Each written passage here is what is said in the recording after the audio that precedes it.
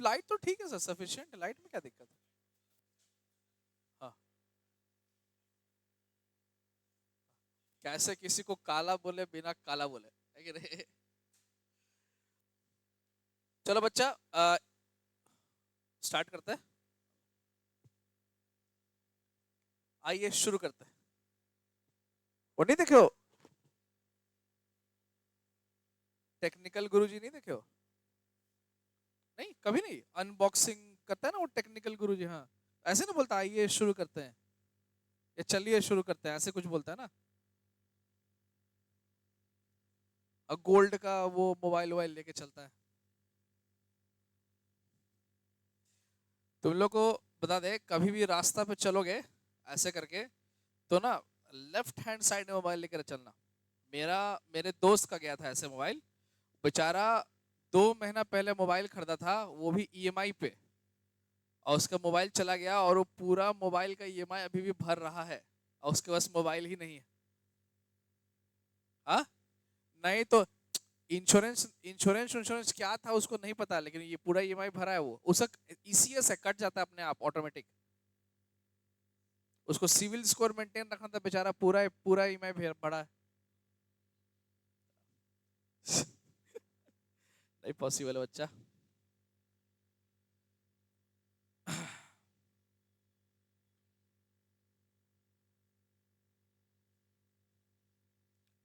बच्चा,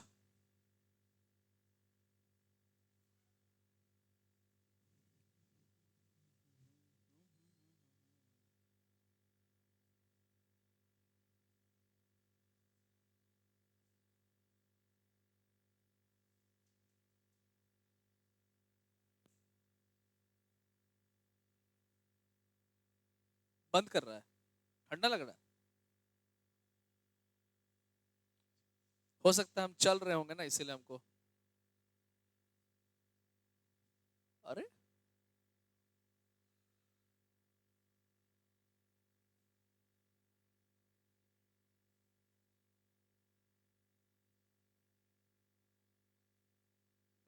केसरी हो, केसरी हो।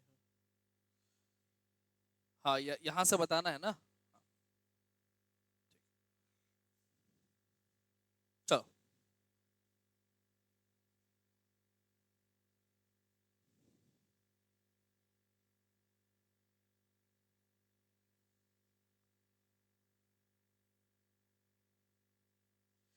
देखो, इस टॉपिक में सेंटर ऑफ प्रोडक्शन को कैसे आइडेंटिफाई किया जाता था ये बताया जा रहा है। मतलब कि कहाँ पर सेंटर ऑफ प्रोडक्शन तो पता है, कल बताए थे कि जहां पर, हाँ, हाँ, जहां पर various methods, various tools, various techniques और अलग अलग मेटल्स और मिनरल्स को यूज करके जो भी वहां पर बीट्स वगैरह मिलता था, वो बनाने का जो सेंटर होता था, जगह होता था, उसको कैसे ये लोग आइडेंटिफाई करता था, यानी कि पहचानता कैसे था। तो कुछ कुछ चीजें, एक चीज समझना ध्यान से। पहला है बेटा रॉ मटेरियल, जिसका एग्जाम्पल है stone, stone nodules, whole shells, copper ore. ठीक है, इसका मतलब जहां पर भी ये मटेरियल्स बना है, बेटा बेटा दरवाजा लगा दो, दरवाजा लगा दो। जहां पर भी ये मिनरल्स या मेटल्स ये मिला है, उसको क्या माना गया है, सेंटर ऑफ प्रोडक्शन।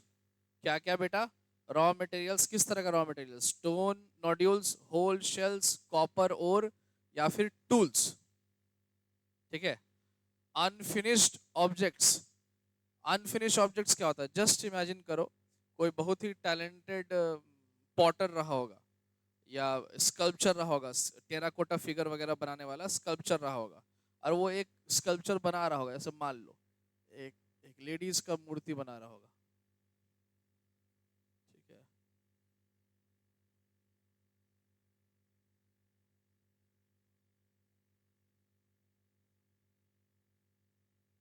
ठीक है,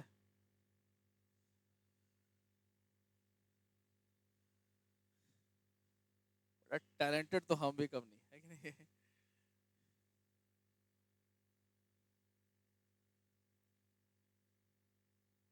ठीक। अब बेटा इतना वो बनाया, ठीक है, इतना बनाने के बाद उसका मूड खराब हो गया, कुछ हो गया, ब्रेकअप ही हो गया मान लो, ठीक है, तो वो जो इतना बना रहा था उसको वो छोड़ दिया, ऐसे डिस्कार्ड कर दिया। हाँ तो उसको उसको ना बेचारा लंगड़ी बना दिया ऐसे, तो पैर उसका तोड़ दिया, ठीक, मान लो। इसका सारी उड़ा दो, अरे कुछ तो रहने दो। देखो, तो जैसे मान लो, ठीक है, हाँ हाँ ठीक है, अब तुम्हारा दुख हम समझ सकते हैं। देखो यहाँ पे आगे कहने का मेरा मतलब, क्या ये अब यूजफुल रहेगा? नहीं, this is not useful anymore. चूंकि अब ये यूजफुल नहीं है तो ये डिस्कार्डेड है। डिस्कार्डेड है तो एक तरह से रिजेक्ट है। क्या है बेटा? रिजेक्ट है, या फिर अनफिनिश्ड ऑब्जेक्ट बोल सकते हो। रिजेक्ट या फिर अनफिनिश्ड ऑब्जेक्ट। हाँ, पूरी तरह से कंप्लीट नहीं हुआ हो, अनफिनिश्ड हो, या फिर रिजेक्ट हो, खराब पीस बोल के इसको छोड़ दिया हो। तो उन सभी चीज को स्टडी करके हम लोग ये पता कर सकते हैं कि वो किस मटेरियल से बना था, किस टाइम पीरियड में बना था, ठीक है, क्योंकि मैंने क्या क्या रॉ मटेरियल्स यूज हुआ था, कौन सा टाइम पीरियड में बना था, और क्या टेक्निक यूज हुआ था, पता कर सकते हैं कि नहीं? ठीक है, इसीलिए ये सारा अनफिनिश्ड ऑब्जेक्ट और रिजेक्ट हमारे लिए एक बहुत बड़ा और इंपॉर्टेंट सोर्स होता है इंफॉर्मेशन का। क्लियर है? कोई दिक्कत? समझ में आया बेटा? क्या समझे बेटा, समझाओ, आप बोल सकते हो ना? हाँ,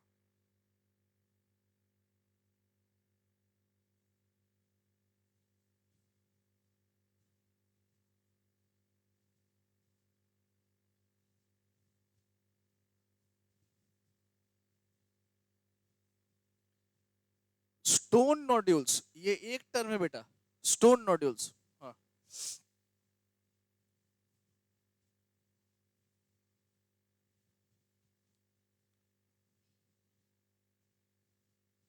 ठीक ठीक ठीक, गुड, ओके।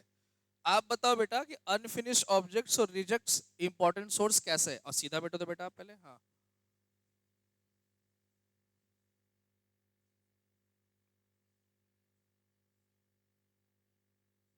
क्या क्या?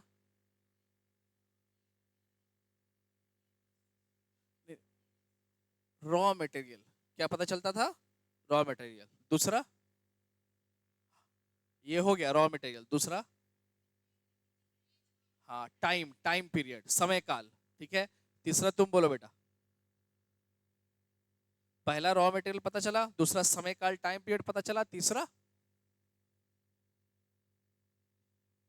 मटेरियल हो गया बेटा, रॉ मटेरियल। टेक्निक, किस टेक्निक के थ्रू बनाया था, कौन सा तरीका इस्तेमाल किया था, कौन सा मटेरियल इस्तेमाल किया था, कौन सा समय में बना था, और कौन सा तरीका इस्तेमाल किया था। समझ में आ रहा है?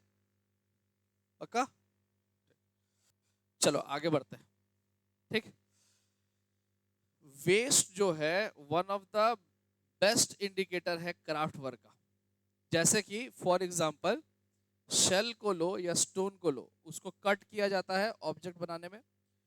जब वो कटिंग का प्रोसेस चलता रहता है तो उसी प्रोसेस के अंदर ही में इन ऑब्जेक्ट का जो पीसेस है इन मटेरियल्स का, वो डिस्कार्ड हो जाएगा वेस्ट के रूप में, ठीक है। और ये जो डिस्कार्ड होगा वेस्ट के रूप में, यही डिस्कार्डेड मटेरियल ही जो है हमारे लिए किसका सोर्स बनेगा, इंफॉर्मेशन का, ठीक है। जैसे अच्छा अच्छा, एक बात समझना ध्यान से। क्या बोलते हैं, एक प्रोडक्शन का सेंटर होता है बेटा, और एक सेंटर होता है किसका, ट्रेड का, है ना बेटा? ध्यान दो, एक प्रोडक्शन का सेंटर होता है, एक किसका सेंटर होता है, ट्रेड का। ट्रेड के सेंटर, ट्रेड के सेंटर पे तुमको कभी भी वेस्ट मटेरियल नहीं मिलेगा। वहां वेस्ट मटेरियल क्यों मिलेगा, वहां तो फिनिश गुड्स ही मिलेगा ना। वेस्ट मटेरियल केवल कहाँ मिलेगा, जहां पर प्रोडक्शन हो रहा है। समझना आराम से बेटा, ठीक। मान लो प्याज का पकौड़ा बनाने आता है, आता है तुमको? आता है? नहीं, नहीं आता। तुमको आता है? तुमको आता है बेटा? हाँ, तुमको नहीं आता, अच्छा कोई बात नहीं। तो बेटा एक बात बताओ, जहां पर पकौड़ा, एक जगह तुम पकौड़ा बैठ के खाए और एक जगह उसको बनाए, तुमको बेसन का थोड़ा बहुत रेसिड्यू वेस्ट और कटा हुआ प्याज का थोड़ा बहुत वेस्ट कहाँ मिलेगा, जहां खाए कि जहां बनाए? नहीं समझ में आ रहा? क्या बनाने आता है बेटा? चाय। अब एकदम आराम से समझना, तुम एक जगह बैठ के आराम से चाय पी और एक जगह में चाय बनाई, तो चाय पत्ती का दाना, चीनी का दाना, थोड़ा बहुत गिरा हुआ दूध, ये सब तुमको कहाँ मिलेगा? जहां, ठीक है, ये सब चीज है डिस्कार्डेड वेस्ट मटेरियल। चाय पत्ती का टुकड़ा, चीनी उनी, ये सब क्या है? Discarded waste material. उसी तरह से यहां पर डिस्कार्डेड वेस्ट मटेरियल क्या है? शेल या स्टोन का वो जो टुकड़ा है, पीस है, जो उसको बनाते वक्त टूट के गिर जाता है, जो उसको बनाते वक्त टूट करके गिर जाता है, उसको वेस्ट मानते हैं। और वही वेस्ट इंफॉर्मेशन का क्या बनता है? सोर्स बनता है। समझ में आया? कहा था कल? कहाँ तुम कल था? क्या बात कर रहा है? कल कहाँ तुमको देखे नहीं कल? क्या हुआ? कहाँ जा रहा है तुम? ओए, कहाँ उठ गए? चलो वापस आओ, चलो वापस आओ दोनों, फटाफट। अरे चलो। नहीं बेटा नहीं, आ जाओ, तुम भी आगे आ जाओ। ठीक है, चलो वापस आओ। बच्चा, उसको वापस आने दो, उसको वापस आने दो, चलो।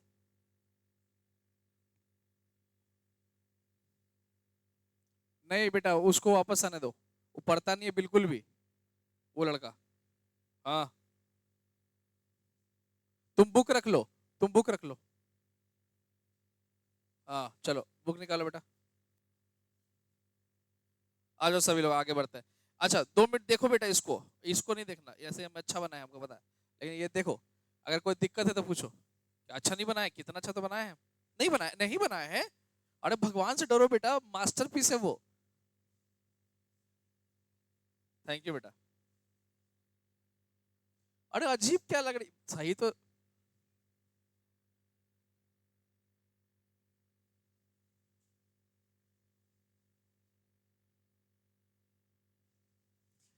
बेटा तुम जितना ब्रेकअप का बात कर रहे हो ना, उसके लिए तेरा पहले पैचअप होना बहुत जरूरी है। तुम फॉरएवर अलोन टाइप वाला आदमी लग रहा है हमको अभी। ठीक है, चलो आओ आगे बढ़ते हैं। चलो, किसी को कोई दिक्कत यहाँ पे? बेटा देख लो सब लोग, अगर कोई दिक्कत है तो पूछो, नहीं तो आगे बढ़ते हैं। इस पूरा में किसी को कोई दिक्कत? चलो ठीक, तो आगे बढ़ते हैं हम लोग।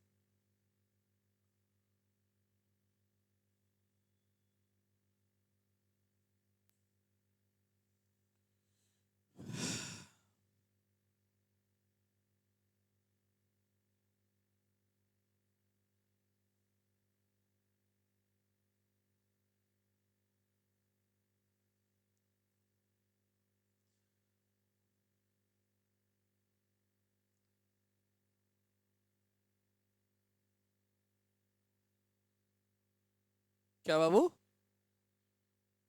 अच्छा हाँ, वो बताएंगे कभी। अभी पूरा पढ़ना है 12th तक। लास्ट जो बुक है ना, वो मॉडर्न मॉडर्न इंडिया के बारे में ही है, मॉडर्न हिस्ट्री है। थोड़ा बहुत, थोड़ा बहुत क्या, मॉडर्न ही हिस्ट्री है लास्ट वाला बुक। उसमें तुमको बहुत डिटेल में बताएंगे, टेंशन नहीं लो, जिंदा रहे तो।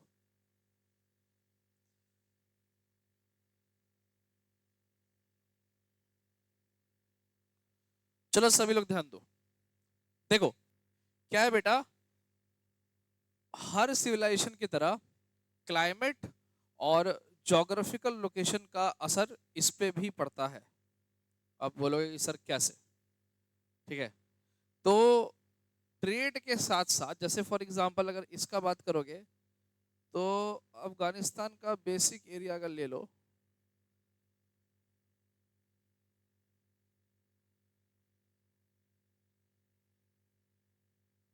जनरली ये एरिया माना जाता है। थोड़ा बहुत ऐसा नीचे और आओगे तो एक्सटेंडेड वर्जन में, ठीक है, बेसिकली यही था इंडस वैली सिविलाइजेशन। था क्या, एक टॉपिक आगे तुम लोग को पढ़ना है, जिस टॉपिक का नाम है कनिंघम्स कंफ्यूजन। बुक मत पलटना। क्या बोले बेटा? Cunningham's confusion. क्या बोले? Cunningham's confusion. Alexander Cunningham, Alexander Cunningham ASI यानी आर्कोलॉजिकल सर्वे ऑफ इंडिया के पहले गवर्नर जनरल थे, ठीक है, अलेक्जेंडर कनिंघम। और अलेक्जेंडर कनिंघम उस समय तक ब्रिटिश लोग को इंडिया का जो सबसे सबसे पास्ट, तुम बोल सकते हो एक्सटेंडेड पास्ट जो इंडिया का मिला था, वो था बुद्धिज्म, ठीक है। बुद्धिज्म तक ही ब्रिटिश हिस्टोरियंस इंडिया के पास्ट को उस समय तक ले जा पाए थे, ठीक है।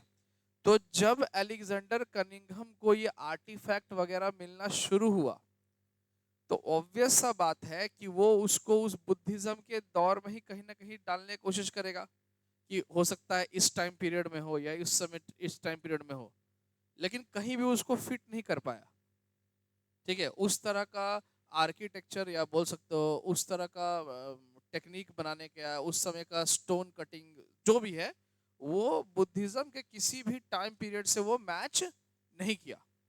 तो कनिंघम का यही कंफ्यूजन रहा उसके लाइफ टाइम, और वो इसी के साथ मर भी गया, ऑब्वियस सा बात है, नहीं पता चला कि आखिर ये जो पत्थर ये नोड्यूल्स ये सब बीट्स जो मिल रहा है, ये बुद्धिज्म के किस टाइम पीरियड में से है। जबकि सच्चाई ये है कि बुद्धिज्म के टाइम पीरियड से था ही नहीं, उसके थाउजेंड्स ऑफ ईयर्स पहले का था, और वो उसको जबरदस्ती बुद्धिज्म के टाइम पीरियड में डालने की कोशिश कर रहा था, क्योंकि उसको इसके पहले का पता ही नहीं था। उनके पास जो सबसे पुराना पास्ट हमारे उसका था, वो क्या था? बुद्धिज्म। वो क्या था बेटा? बुद्धिज्म। अलेक्जेंडर कनिंघम इसी कंफ्यूजन में मर गया, ठीक है। कोई दिक्कत? एक्चुअली बेटा देखो, हम भी ऑब्वियस बात है ब्रिटिश का कोई बहुत बड़ा फैन नहीं है, बिल्कुल भी फैन नहीं है।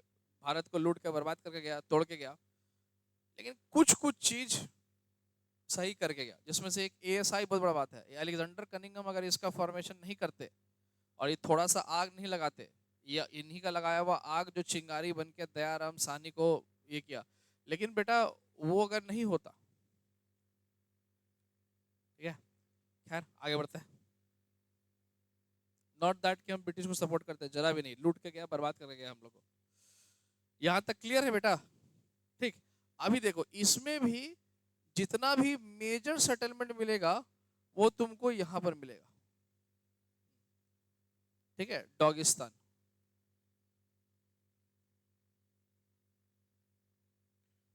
ठीक है। हाँ, तो इसका एक नाम डोगिस्तान भी है ना, पता है ना। अभी देखो, अभी क्या बेटा, जबकि अगर तुम ज्योग्राफी के हिसाब से देखो तो ये पंजाब का एरिया ज्यादा फर्टाइल है, ठीक है। और अगर आ जाओगे तो ये तो बहुत फर्टाइल है, यहाँ पे तो एलुवियल सॉइल है, ठीक है ना। ठीक। उसके बावजूद तुम देखोगे बेटा कि ज्यादा बड़ा सेटलमेंट कहाँ है? पाकिस्तान। दो बहुत सब, वन ऑफ द लार्जेस्ट, ठीक है। ठीक। मोहनजोदड़ो और Harappa, one of the largest settlement जिसको तुम बोल सकते हो, ठीक। अब बताओ ऐसा क्यों है? क्लाइमेटिक कंडीशन, सॉइल के हिसाब से अगर चलना चाहे तो उस हिसाब से तो बेटा ये एरिया ज्यादा फर्टाइल नजर आता है, जबकि यहाँ पे नाम मात्र था एक कालीबंगन होगा, है ना। कोई दिक्कत समझने में? और यहाँ पर था पोर्ट टाउन लोथल, ठीक है। तो यहाँ पर क्यों था लार्ज सेटलमेंट, यहाँ पर क्यों था? वाई? थोड़ा सा दिमाग लगाओ।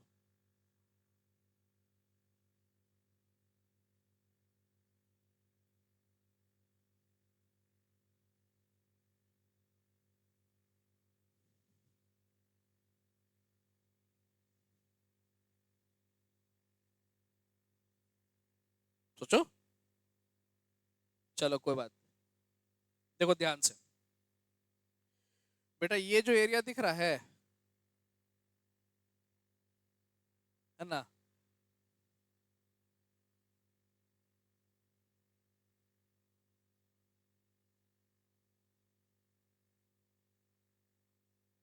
क्या मेसोपोटामिया पढ़े हो ना 11th में? ठीक। और ये रास्ता एक ट्रेड रूट था, ठीक है। माना जाता है कि ये एक ट्रेड रूट था,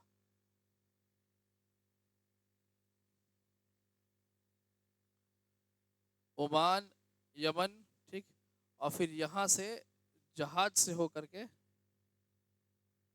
पोर्ट टाउन और ये लोथल, या फिर यहाँ से होकर के, दिख रहा है, ठीक। इंडस वैली सिविलाइजेशन का ऑब्जेक्ट मेसोपोटामिया में मिला है और मेसोपोटामिया का ऑब्जेक्ट इंडस वैली सिविलाइजेशन में। ये चीज क्या इंडिकेट करता है कि दोनों सिविलाइजेशन के बीच में क्या था? ट्रेड। दोनों सिविलाइजेशन के बीच में क्या था? ट्रेड। बहुत सिंपल लॉजिक है ना बेटा। अगर यहाँ का सामान यहाँ मिला और यहाँ का सामान यहाँ मिला तो इसका मतलब दोनों के बीच में क्या रिलेशनशिप था? ट्रेड। कोई दिक्कत समझने में? ठीक, आराम, इस चीज को माइंड में रखना और ये ओमान को बिल्कुल याद रखना। ओमान अभी आगे पढ़ाएंगे, ठीक है। यहाँ तक किसी को दिक्कत? ठीक। माना जाता है, ये एस्टिमेट किया जाता है, ऐसा एनालिसिस है, क्योंकि ये ट्रेड रूट में पड़ता था, प्लस ये रिवर वैली सिविलाइजेशन है और एक बहुत ही मेजर रिवर सिस्टम के बगल में ये था, इसीलिए ये लार्ज सेटलमेंट था। पानी का भी सुविधा था, in spite of the climate वहाँ पानी का भी सुविधा था, अच्छा सुविधा था, प्लस ट्रेड रूट के रास्ते में पड़ता था, इसीलिए एम्प्लॉयमेंट भी था, ट्रेड भी था, मनी भी था, इसीलिए यहाँ पर सेटलमेंट क्या था बेटा? लार्ज। ठीक है, दो कारण, एक रिवर वैली सिविलाइजेशन का कारण रिवर के किनारे में था, ठीक है, तो पानी का सुविधा था, और दूसरा ट्रेड रूट में पड़ता था। क्लियर रहेगा? कोई दिक्कत? हाँ, तुम बोलो बेटा।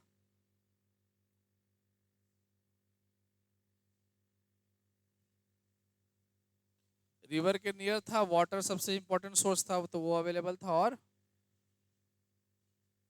समझ में आ गया? आया?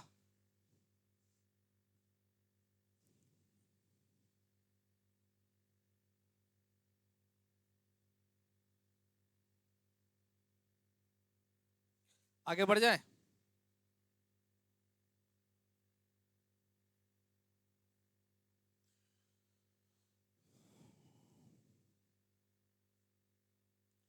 देखो ये वाला पॉइंट को देख लेना, जो छोटा छोटा देखो यहाँ पे, लार्ज वेस्ट पीसेस को कभी कभी रीयूज कर लिया जाता। लार्ज वेस्ट पीस हुआ, उसको कभी कभी रीयूज कर लिया जाता, पर छोटे को ऐसे ही छोड़ दिया जाता वर्क एरिया में। और यही ट्रेसेस इस बात को सजेस्ट करता है कि स्पेशलाइज सेंटर मतलब, स्पेशलाइज सेंटर मतलब स्पेसिफिक सेंटर जहां केवल प्रोडक्शन होता हो, उसको अगर छोड़ भी दोगे तो मोहनजोदड़ो और हड़प्पा में छोटा छोटा एक तरह से कॉटेज बना के तुम कह सकते हो, एक छोटा छोटा सेंटर था जहां प्रोडक्शन होता था।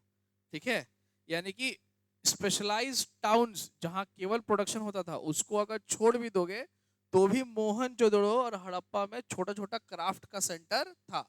स्मॉल सेंटर सी था पर था। कोई दिक्कत? Strategies for producing materials.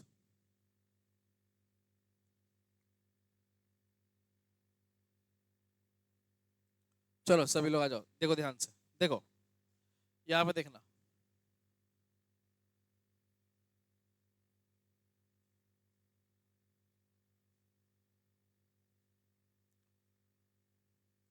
आराम से समझना। मटेरियल का जो अवेलेबिलिटी था क्राफ्ट के लिए, वो हर जगह पे सेम नहीं था। क्या बोले बेटा? मटेरियल का जो अवेलेबिलिटी था क्राफ्ट के लिए वो हर जगह सेम नहीं था। ठीक, ये हमको कैसे पता चलता है? आराम से समझना एकदम, ये हमको कैसे पता चलता है? फॉर एग्जाम्पल बेटा, कि आप जो है यहाँ पर सफायर का बना हुआ आपको मोती मिल गया, मान लो तुम, मुझ जो रखे, हाँ बेटा, हाँ, ब्लू ब्लू टी शर्ट, तुम ही को, हाँ बेटा, हाँ।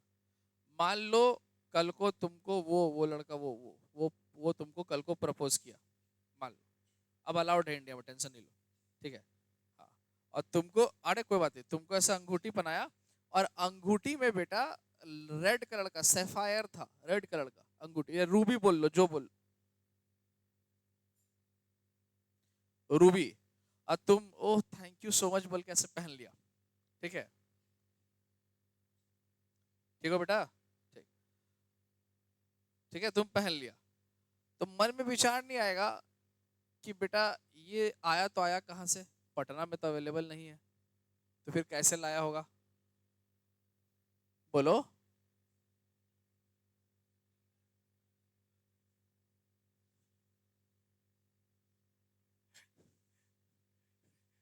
लक्षण ठीक नहीं बेटा तुम्हारा, चलो कोई बात नहीं, मजाक कर। देखो नहीं, एक चीज देखो, हाँ, अच्छा दूसरा एग्जांपल लेते हैं। जैसे फॉर एग्जांपल सोच लो बेटा, ये कड़कनाथ का मुर्गा कभी खाओ, ब्लैक कलर वाला? नहीं। चलो कोई बात नहीं। देखो मान लो बेटा कोई कीमती पत्थर है जो पटना में अवेलेबल नहीं है, लेकिन उस पत्थर का बना हुआ ज्वेलरी तुमको पटना में मिल गया। पटना में बना है, बना कहाँ है? पटना में। लेकिन वो जो पत्थर है रॉ मटेरियल वो पटना में अवेलेबल नहीं है, पटना में नहीं मिलता। यानी कि इसका डायरेक्ट कंक्लूजन क्या है कि वो रॉ मटेरियल वो क्या क्या है, कहीं बाहर से मंगाया है। नहीं समझ में आ रहा? पटना में वो नहीं मिलता, वो रॉक नहीं मिलता, लेकिन पटना ही में उस रॉक से बना हुआ अंगूठी माला कुछ भी है, ज्वेलरी है। इसका मतलब उस पत्थर को, उस रॉक को कहीं बाहर से मंगवाया गया है। क्लियर है? Just like that Indus valley civilisation में यही बोल रहा है कि वो बहुत सारा ऐसा metals, mineral, stones Indus valley civilisation के उस जगह में, सेंटर ऑफ प्रोडक्शन में अवेलेबल नहीं था। ठीक है? तो यानी कि उस ज्वेलरी को बनाने के लिए, बीड को बनाने के लिए, जो भी बना रहा है, उस आर्टिफैक्ट को बनाने के लिए उसको वो रॉ मटेरियल बाहर से मंगवाना पड़ा। समझ में आ रहा है हम क्या बोल रहे हैं? जैसे कि देखो बेटा, स्टोन, टिम्बर, मेटल, इसको बाहर से लाना पड़ा था। टेराकोटा टॉय मॉडल था किसका? बुलॉक कार्ट्स का। वो ये सजेस्ट करता था कि बुलॉक कार्ट एक मीन्स ऑफ ट्रांसपोर्टेशन था। ऑब्वियसली बुलॉक कार्ट का टेराकोटा अगर बनाया है, हाँ बैलगाड़ी जिसको बोलते हैं, तो इस टेराकोटा समझ गए ना बेटा? टेराकोटा मतलब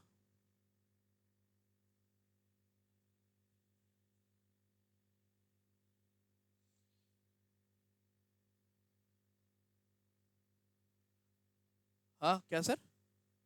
हाँ हाँ हाँ हाँ, हमको आता है ये सब खुद से। देखिए एक बार में खोल लिया ना।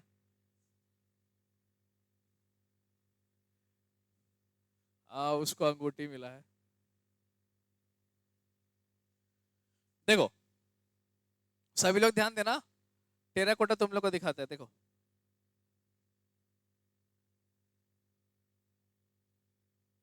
अपने आप आ गया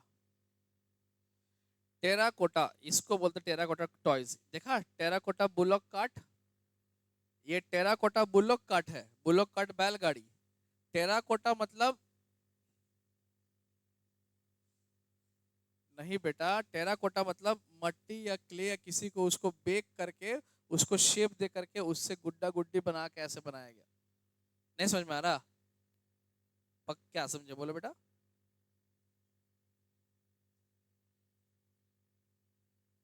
मड, हाँ इसको, हाँ टॉय, हाँ टॉय या कुछ भी फिगर बना सकते हो, ऐसा जरूरी नहीं। अच्छा, माँ सरस्वती, माँ लक्ष्मी का मूर्ति बनता है पूजा के समय में, तो वो भी तो मट्टी को उसको सुखा करके फिर शेप देके फिर पेंटिंग करके बनता है ना माँ का, है ना? पता है ना? पता है ना? नहीं पता है? देखो ये काट है, गाड़ी, और ये रहा बुल्लॉक काट, टेराकोटा फिगर। क्लियर है? ये भी ये बुल है, बुल का फिगर है टेराकोटा का। इस देख नहीं रहे हो सिंह? ठीक है, बुल। तो ये चीज क्या शो करता है बेटा? अगर इसका टॉय बनाया होगा तो ऑब्वियस सा बात है इसका एक्चुअल वर्जन भी तो एग्जिस्ट करता होगा, तभी ना टॉय बनाया। नहीं समझे? इसका एक्चुअल वर्जन भी तो रहता होगा, उसी को देख के ना टॉय बनाया। कार, टॉय कार बनता है तो एक्चुअल वर्जन है तभी ना टॉय कार बनाया। तो इसका वैस इसीलिए हिस्टोरियन ये एनालिसिस करते हैं कि बुलॉक कार्ट एक मीन्स ऑफ ट्रांसपोर्ट रहा होगा। क्यों रहा होगा? क्योंकि बुलॉक कार्ट का टेराकोटा फिगर टॉय हमको मिला है।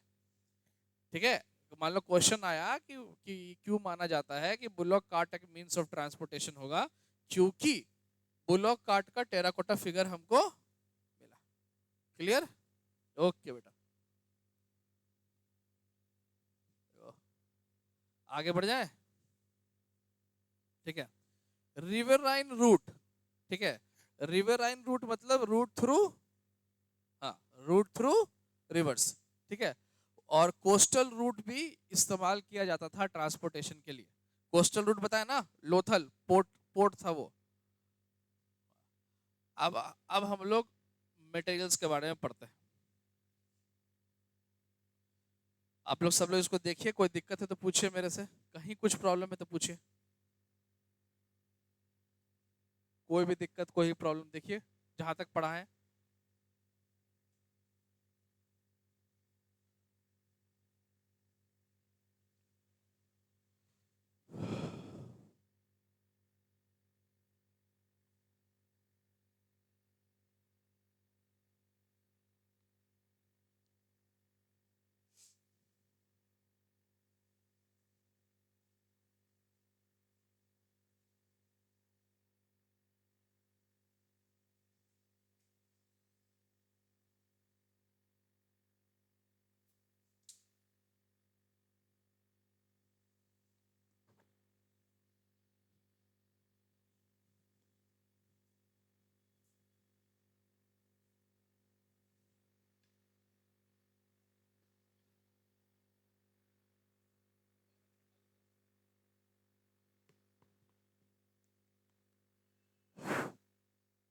सब लोग देख लिया, किसी को कोई दिक्कत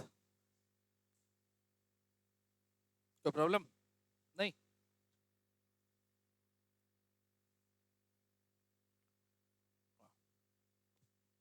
देखो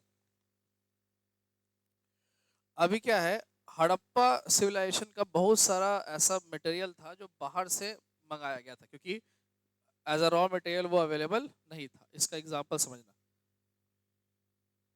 नागेश्वर और बालाकोट वो ऐसा सेटलमेंट है जहां पर शेल अवेलेबल था, ठीक है।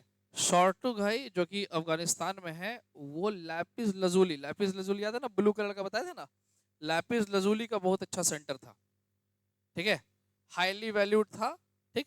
शॉर्टुगाई लैपिस लजूली का और नागेश्वर बालाकोट शेल का अच्छा ये था, क्या सोर्स था, ठीक।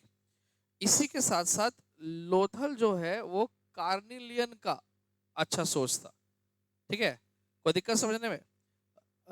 साउथ राजस्थान और गुजरात से स्टीटाइट,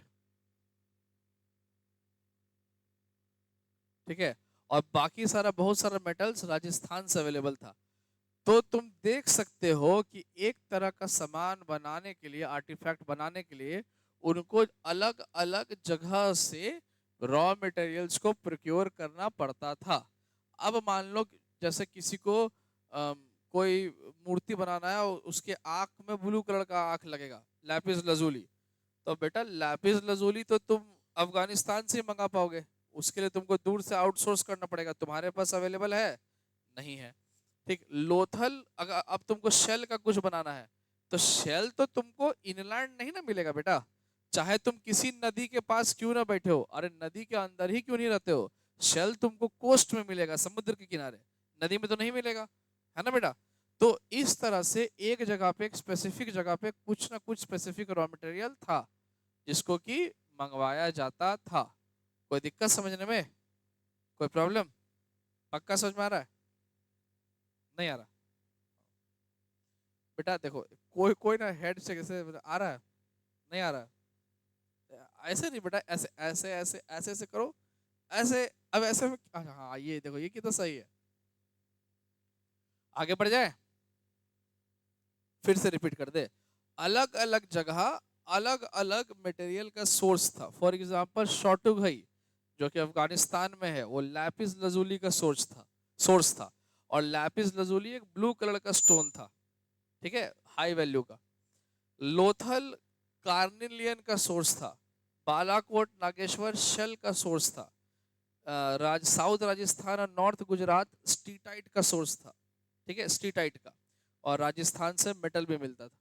तो अलग अलग जगह अलग अलग चीजों का सोर्स था। क्लियर है? ठीक। अभी देखो, अभी क्या है, बहुत सारे जगहों पे अब देखो, रॉ मटेरियल प्रोक्योर करने के लिए अलग अलग जगहों पे अलग अलग एक्सपेडिशंस भेजा जाता था। अब इसको समझना क्या ये बोलना चाह रहा है, एक मिनट।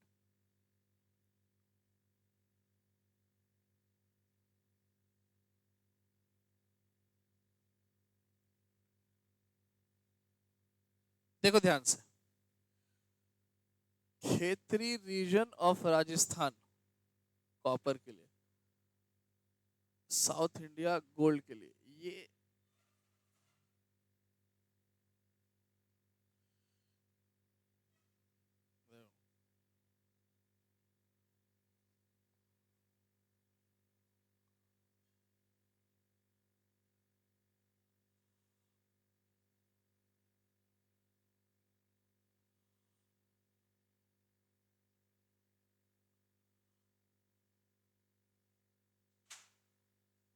आराम से समझना।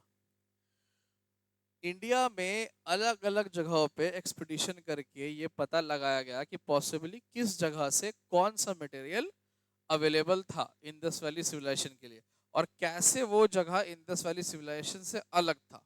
इसका एग्जांपल पहले नीचे वाला पढ़ना। ज्ञानेश्वर जोधपुरा कल्चर, ठीक है ना, खेतरी एरिया, खेतरी रीजन है राजस्थान का, ठीक है ना। ठीक, यहाँ पर जो पॉटरी मिला है वो नॉन हड़प्पन है, और यहाँ पर कॉपर का बहुत ज्यादा रेसिड्यू वेल्थ या कॉपर समझ लगता से मिला है। नॉन हड़प्पन पॉटरी और कॉपर मिला है, और सेम कॉपर का फिर इस्तेमाल इंडस वैली सिविलाइजेशन में किया गया। समझना ध्यान से। इससे हमको क्या पता चलता है कि ये जो खेतरी रीजन था राजस्थान का, वो किस मटेरियल, रॉ मटेरियल के लिए यूज होता था? किसके लिए? कॉपर के लिए। क्लियर है? ठीक है, कोई दिक्कत? और यहाँ पर नॉन हड़प्पन पॉटरी इस बात को इंडिकेट करता था कि ये जो खेतरी रीजन है राजस्थान का, यहाँ पर ये या तो हड़प्पन सिविलाइजेशन से अलग था, या उसका पार्ट बना रख था, उसका पार्ट नहीं था, या फिर पार्ट था लेकिन उतना असर नहीं था उस पर। नहीं समझे बात को? समझा। जैसे फॉर एग्जाम्पल तुम लोग के जनरेशन को क्या बोला जाता है? जेनजी। ठीक है, मेरा जनरेशन को मिलेनियल्स, 90s मिलेनियल्स। हम 90s किड नहीं है, उतना भी एज नहीं है मेरा, ठीक है, हम 2000s किड है। लेकिन मेरे जनरेशन को मिलेनियल्स बोला जाता है, तुम्हारे जनरेशन को जेनजी। जनरेशनल गैप, ठीक है। ठीक, जेनजी में जनरली सबको क्या माना जाता है कि एकदम ही बेवकूफ होता है। पूरा बोलने दो बेटा इधर, ठीक है, एकदम ही बेवकूफ होता है, अब बहुत ज्यादा एटीट्यूड में होता है, सब ऐसा बोला जाता है। और क्या बहुत ये होता है, रूड वगैरह होता है। पर अभी तक देखो कितना अच्छा तुम लोग हो, एक भी बच्चा अभी तक मेरे से कोई रूड नहीं हुआ, कोई भी खराब से नहीं बोला, और बेवकूफ भी नहीं हो, एक आध को छोड़ दो। तुमको नहीं देखो उसको कैसा देख रहा है, एकदम तेरे नाम टाइप ऐसे। ये ऑटो पे मान लो जा रहा हो, गाड़ी पे है कि ऑटो? बेटा गाड़ी पे, बाइक से आए हो, स्कूटी से, ऑटो से, पैदल? मान लो ये ऑटो पे जा रहा हो, हम रास्ता में होगा, ऑटो वाला चढ़ाओ चढ़ाओ चढ़ाओ चढ़ाओ चढ़ाओ, चढ़ा के निकल गया, ये जिंदा है, बैक करो बैक करो बैक।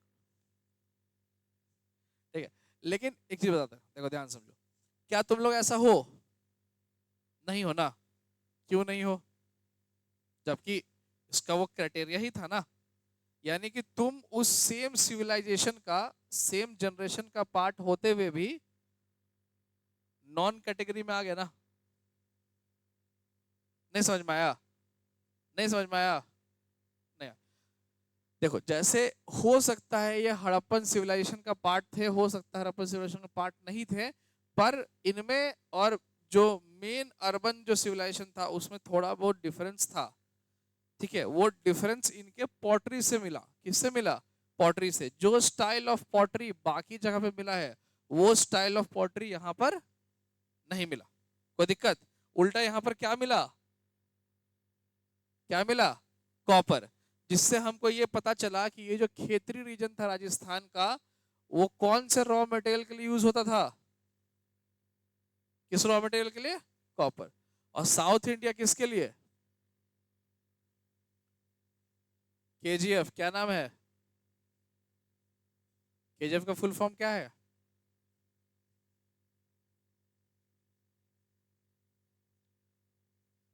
Kolar gold fields. नहीं पता? एक्चुअली में केजीएफ वो जैसा मूवी में दिखाया गया वैसा नहीं, पर गोल्ड फील्ड जो को दिखा देता है। यहां तक समझ में आया? किसी को कोई दिक्कत? देखो, हड़प्पन आर्टिफैक्ट में कभी कभी स्टीटाइट का बनाया हुआ माइक्रो बीट्स मिला है इन एरियाज में। ये इस चीज का इंडिकेटर है कि इनके बीच में कांटेक्ट हुआ था। समझो क्या बोल रहा है, यानी कि हड़प्पा का बना हुआ स्टीटाइट का माइक्रो बीट्स, ये माइक्रो बीट्स कहाँ मिला है? एक खेतरी रीजन हो गया, या बाकी जो अदर नॉन हड़प्पन जो रीजन है, नॉन हड़प्पन जिसको बोल सकते हो तुम, ठीक है, उन रीजन्स में भी ये मिला है। जैसे ये खेतरी रीजन हो गया या साउथ इंडिया हो गया, वहां पर इस तरह का हड़प्पा वाला ऑब्जेक्ट मिला है। कोई दिक्कत? ट्रांजैक्शन समझो बेटा, ध्यान दो बेटा। क्या बोल रहे थे अभी तुम? मेरे को ऑटो के नीचे आते हुए सोच रही थी क्या? चलो यहाँ पे देखो ध्यान से। देखो, हड़प्पा का बनाया हुआ, हड़प्पन टेक्निक से बनाया हुआ बीट्स वगैरह, ये तुमको नॉन हड़प्पन रीजन से मिला है। और नॉन हड़प्पन रीजन्स का जो रॉ मटेरियल है वो कहाँ मिला है? हड़प्पा में। ठीक है, तो नॉन हड़प्पन रीजन कौन सा हुआ? एक राजस्थान का खेतरी और एक कौन सा इंडिया बेटा? South India. ठीक है, तो ये दोनों नॉन हड़प्पन रीजन का सामान कहाँ मिला है? हड़प्पा वाला में। और हड़प्पा का बना हुआ बीट्स, माइक्रो बीट्स, टीटाइट वाला, ये सब कहाँ मिला है? नॉन हड़प्पन में। इससे क्या पता चलता है? ये किस चीज का इंडिकेटर है कि इनके बीच में क्या था? क्लियर है? अब क्लियर है बेटा? ठीक, इसको एक बार अच्छे से देखो, कोई दिक्कत है तो पूछो।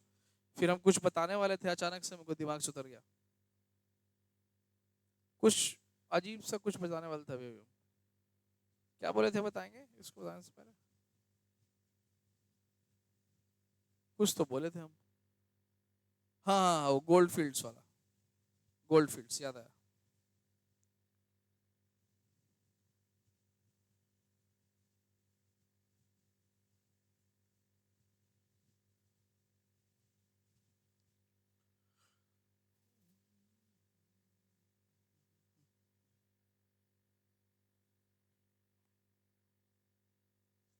हो गया सभी का? आगे बढ़ जाए बेटा, किसी को कोई दिक्कत नहीं? चलो आगे बढ़ते हैं।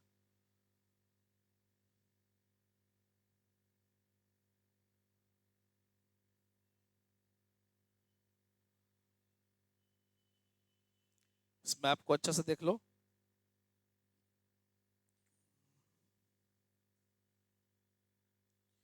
देखो, मगन, ये जो मगन नाम दिख रहा है, ये माना जाता है कि प्रेजेंट डे ओमान का बात हो रहा है। प्रेजेंट डे ओमान दिखाए थे ना मैप में, प्रेजेंट डे ओमान का बात हो रहा है। और ये Meluhha present day Indus valley civilisation का बात कर रहा है। या जनरली मेलुहा को मोहनजोदाड़ो से ये किया जाता है, मोहनजोदाड़ो से, हाँ। माना जाता है कि Meluhha name has been used for communicating Mohenjodaro. ठीक है, ये मोहनजोदड़ो के लिए माना जाता है, ऐसा पॉसिबल है। ऐसा ही था, ऐसा नहीं है। जब ये हड़प्पा और मोहनजोदड़ो, ये सब नाम हम लोग दिए हैं, वो लोग खुद को क्या बुलाते थे ये हम लोग को नहीं पता। कैसे बता दो बेटा? मुगल्स जो है वो खुद को मुगल बुलाते थे, मुगलिया सल्तनत। वो खुद को तुर्क बोलते थे, तुर्किया सल्तनत, because they were of Turkish descendant. ठीक है, वो लोग टर्किश डिसेंडेंट थे, इसीलिए वो लोग खुद को तुर्किया सल्तनत बुलाते थे, मुगलिया नहीं।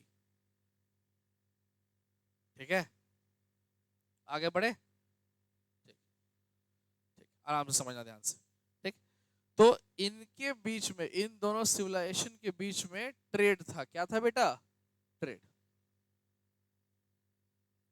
Contact with distant land.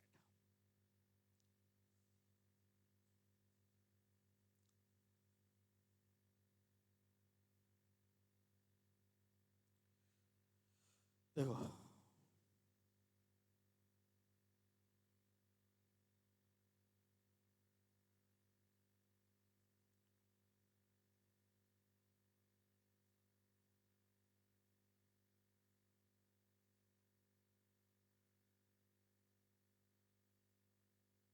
आराम से समझो।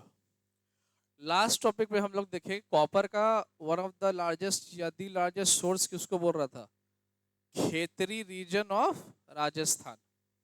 अब यहां बता रहा है कि प्रोबेबली ऑल्सो कॉपर कहां से मंगाया जाता था, ओमान से।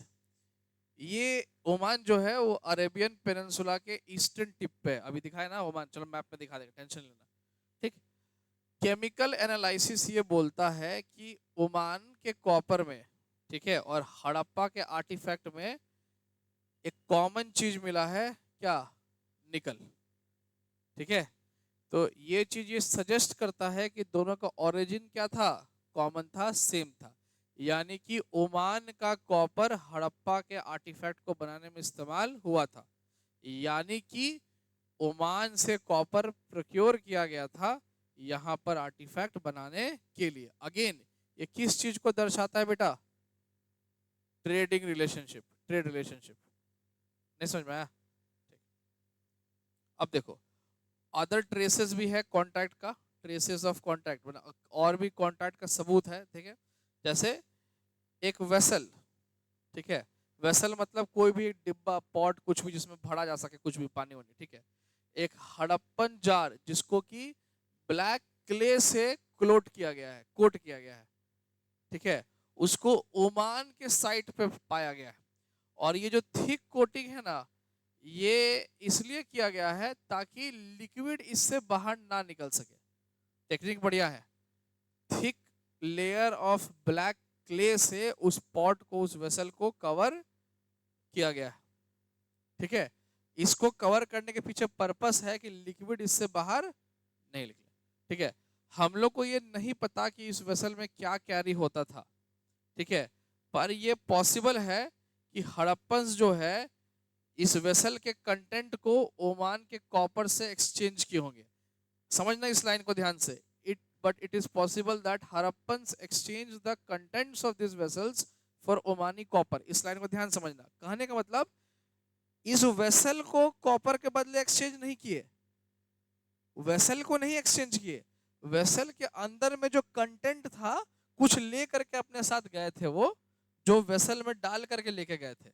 हो सकता है, चूंकि लिक्विड का बात कर रहा है ना, हो सकता है कुछ अल्कोहल वगैरह हो, पॉसिबल है कि नहीं? ठीक है, ठीक। तो इसमें जो भी वो भर कर ले गए थे उसको वो पॉसिबल है किसके बदले में एक्सचेंज किए थे, ओमान के कॉपर के। समझ में आ रहा है? ये जार किस स्टाइल में बना था, हड़प्पा के, और पाया कहाँ गया है, ओमान में। और ओमान का कॉपर कहाँ पाया गया है, हड़प्पा में। तो इससे क्या साबित होता है, कौन सा रिलेशनशिप, ट्रेड। क्लियर है? पक्का? बेटा लाइन बाय लाइन देखो, देखो कोई भी प्रॉब्लम है तो पूछो मेरे से अभी तुरंत।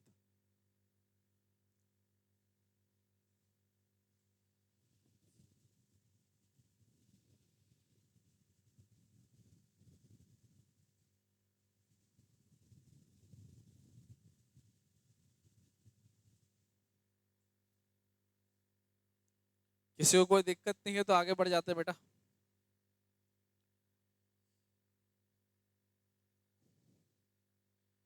एक एक लाइन देखो, बुक लाए हो ना?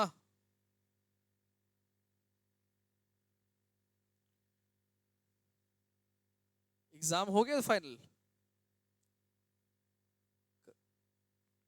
क्या बेटा? अच्छा, अभी एग्जाम नहीं हुआ है। हम्म? अच्छा, एग्जाम का अभी डेट फिक्स नहीं हुआ। थोड़ा सा ट्वेल्थ बेटा देखो, अगर कम से कम नहीं भी तो मार्च से तो ट्वेल्थ स्टार्ट करना पड़ेगा अगर दिसंबर तक कंप्लीट करना है। सिलेबस बहुत वास्ट है। अभी अभी तुमको लग रहा है कि समय है, तुम जैसे ही सितंबर इन करोगे, दुर्गा पूजा, दिवाली और फिर छठ आना शुरू होगा, वो जो 2 महीना कैसे बीतेगा पता ही नहीं चलेगा। उसके बीच में शायद ही 10 दिन हार्डली अगर पढ़ पाओ। होता है बेटा, हर साल होता है। इसीलिए शुरू में अगर 2 बुक जल्दी जल्दी खत्म कर गए आराम से, सबसे ज्यादा समय तुमको बीच वाले बुक में लगेगा। पहला बुक और तीसरा बुक तुमको हो जाएगा कंप्लीट। जो बीच का बुक है उसमें सबसे ज्यादा कंटेंट है बुक 2 में। उसमें तुमको मिडिवल हिस्ट्री पढ़ना है इंडिया का, उसमें बहुत ज्यादा कंटेंट है।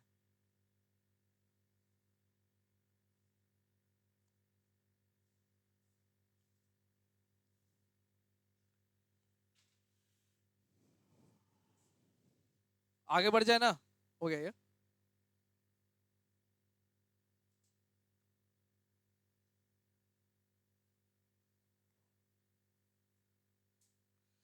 देखो, मेसोपोटामिया का जो टेक्स्ट है जो कि हम लोग डिसाइफर कर पाए हैं, उसमें एक जगह के बारे में बोला गया है, मगन। ठीक है, और मगन से क्या मिल रहा है बेटा? कॉपर। और जनरली कॉपर हमको कहाँ से मिला है? ओमान से। इसीलिए हम लोग ये मानते हैं कि Magan and Oman are the same thing.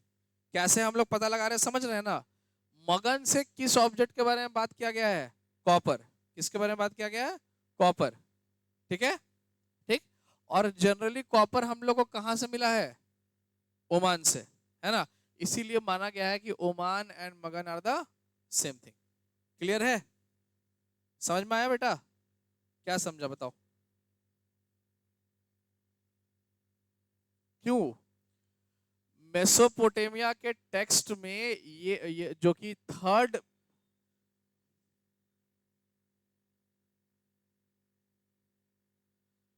Mesopotamia के टेक्स्ट में जो कि थर्ड मिलेनियम का है, बीसीए का, उसमें कॉपर के बारे में रेफर किया गया है। किस रीजन से आ रहा है? मगन से। मगन जो कि परहैप्स किसका नाम था? ओमान। ठीक है।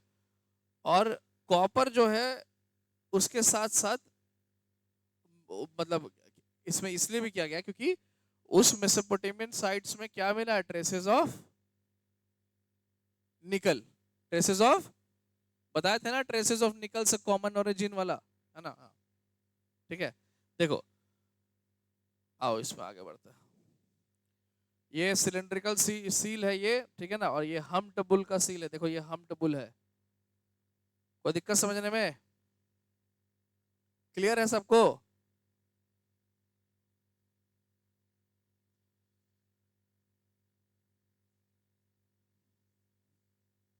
देखो सभी लोग ध्यान देना।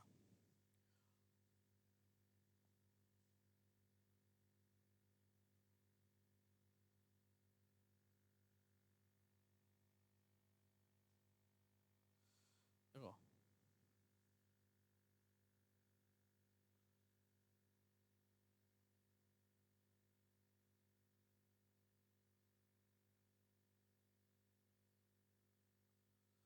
देखो ध्यान से, जो आर्कोलॉजिकल डेटा मिला है, उन आर्कोलॉजिकल डेटा में दूसरा कांटेक्ट का भी ये मिला है। ठीक है, जैसे कि हड़प्पा का सील मिला है, वेट्स, डाइस और बीट्स। इसी कॉन्टेक्स्ट में ये भी जानना जरूरी है कि मेसोपोटामिया का जो टेक्स्ट है उसमें अलग अलग रीजन का नाम भी दिया गया है। कॉपर को छोड़ दोगे तो कॉपर को छोड़ के दूसरा क्या क्या आर्कोलॉजिकल ये मिला है? तुमसे पूछे। हाँ, ध्यान दो बेटा। कॉपर को छोड़ दोगे तो भी दूसरा आर्कोलॉजिकल रिमेन्स मिला है जो कि सजेस्ट करता है कि कांटेक्ट था। जैसे कि, जैसे कि हरप्पन सील्स, जैसे कि जैसे जैसे कि हरप्पन, जैसे जैसे कि Harappan seals, weights, dice, dice मतलब पता है ना, लूडो वाला को? हाँ गुड, लूडो से नहीं, डाइस, हाँ। और बीट्स। ठीक है, ये सब भी मिला है। कॉपर को छोड़ के भी ये सब चीज मिला है जो ये सजेस्ट करता है कि दोनों के बीच में क्या था? कांटेक्ट था। क्लियर है? कॉपर छोड़ के भी ये ऑब्जेक्ट मिला है। क्या क्या ऑब्जेक्ट बेटा?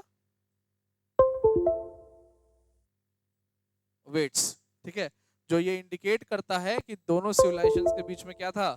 कांटेक्ट था। क्लियर है? कोई दिक्कत? ठीक। अच्छा, अब समझो ध्यान से। साथ ही साथ मेसोपोटामिया के टेक्स्ट में कुछ रीजन्स का नाम लिखा गया है। ठीक, जैसे दिलमन, मगन और मेलुआ।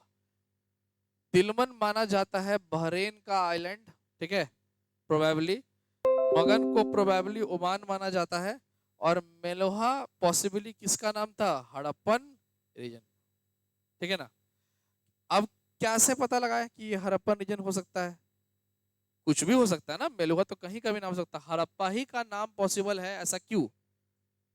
देखो क्यों, क्योंकि वो उन प्रोडक्ट के बारे में लिखे थे जो कहां से आता है बेटा? मेलुहा से। किसके बारे में लिखे थे?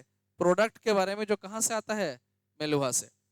जैसे carnelian, Lapis lazuli, copper, gold और वैरायटी ऑफ वुड। अब तुमको ये कुछ कुछ कॉमन नजर आ रहा है। कार्निलियन कहां से? लोथल से। लैपिस लजूली कहां से? अफगानिस्तान से, वेरी गुड। कॉपर कहां से? राजस्थान। गोल्ड कहां से? South India. और वैरायटी ऑफ वुड तो बहुत ही रिच रीजन था वुड्स में। ठीक है। मेसोपोटामिया में एक मिथ भी है जो मेलुहा के बारे में है कि may your bird be the हजा bird, may its call be heard in the royal palace. ठीक है ना। बहुत सारे आर्कोलॉजिस्ट मानते हैं कि हजा बर्ड किसको बोलते थे? पीकॉक। अगेन पीकॉक उस समय कहाँ पाया जाता था? Indus valley civilisation. मोर पीकॉक, हाँ। कोई दिक्कत? कोई दिक्कत, कोई प्रॉब्लम समझने में? ठीक है, समझ में आ रहा है बेटा? ठीक।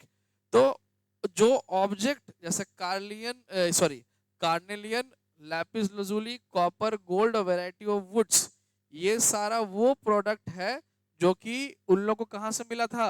मेलुहा से। और ये वही प्रोडक्ट है जो जनरली कहाँ से अवेलेबल है? हड़प्पन रीजन से। इसीलिए माना जाता है कि Meluhha was the name of Harappan. Clear है? कोई दिक्कत? पक्का बेटा समझ में आ रहा है? बताओ।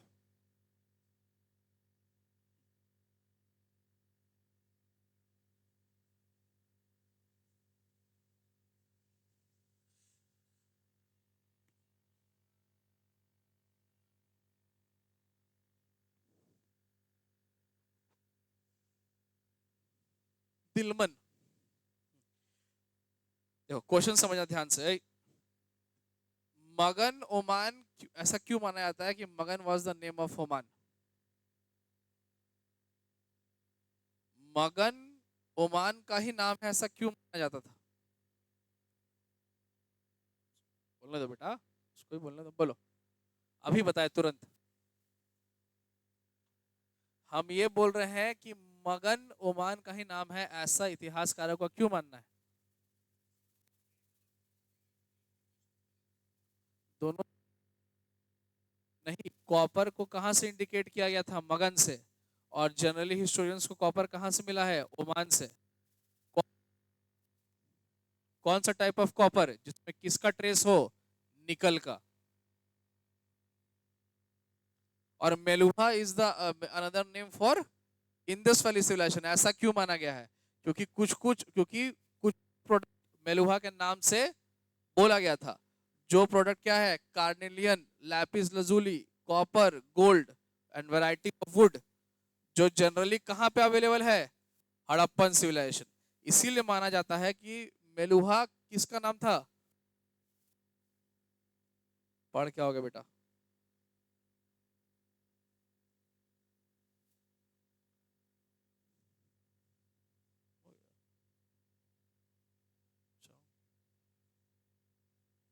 हाँ, नेक्स्ट क्लास में हम लोग टॉपिक नंबर 6 को ही कंटिन्यू करेंगे, फिर 7 आगे बढ़ेंगे। ठीक है।